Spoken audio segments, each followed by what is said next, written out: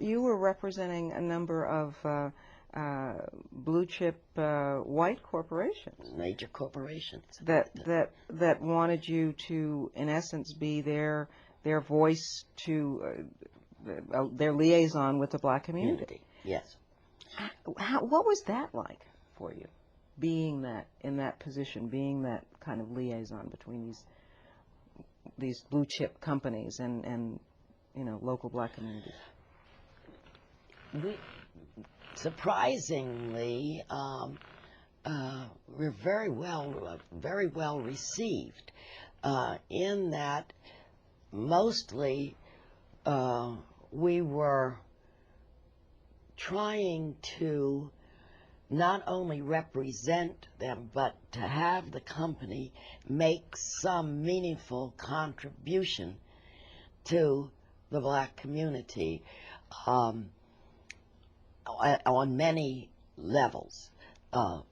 Jobs, supporting community organizations, supporting education in black colleges, scholarships for young people, that kind of thing. And so I can't say that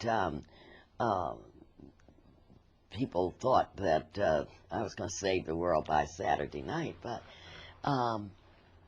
there was a welcoming in the community that probably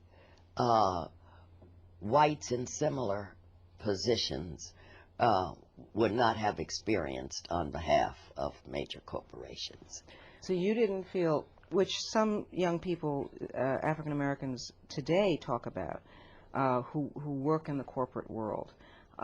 They talk about living, in essence, two separate lives, because they have the corporate life where they're in a primarily white environment and there are certain rules of behavior, et cetera, whatever.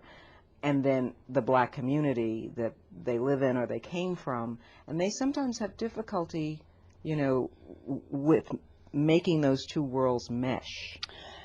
Well, that's not a new phenomenon. It certainly was true for those of us who worked with white corporations in those early days as well, that you lived between you lived in two worlds, really.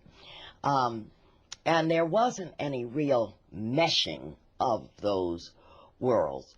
But the advantage that you had in being in the corporation was when you were talking about the black community to the white corporation, at that moment you were the most knowledgeable person in the room.